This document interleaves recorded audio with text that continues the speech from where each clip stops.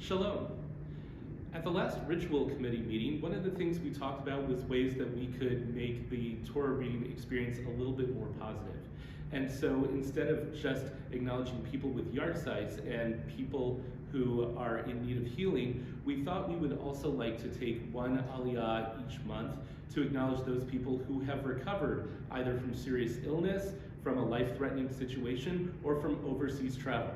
There's actually a long tradition of that in Judaism. There is a particular blessing that we recite called Birkat HaGomel.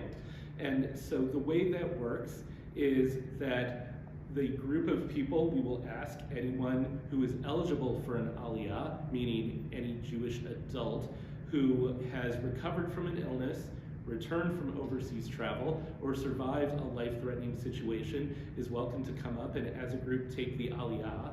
And then at the end of the aliyah, there is a brief blessing to recite and the congregation will respond.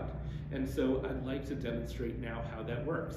So we'll pretend that we've just finished the aliyah.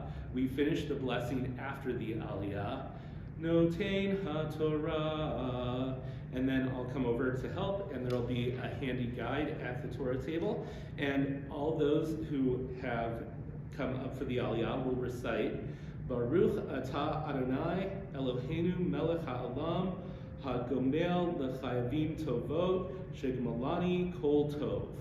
And the entire congregation will respond, and luckily this is in your Siddurim, either for a male, Mi Shegemalcha Kol Tov Hu Yigemalcha Kol Tov Selah.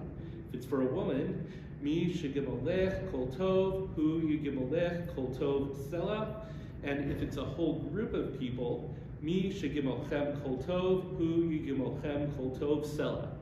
Don't worry if you don't remember the words just from this brief video. As I said, it's in the Siddur. But I'll look forward to being able to celebrate and acknowledge those who have recovered and those who are excited to have returned from travel and those who survived, God forbid, life-threatening circumstances.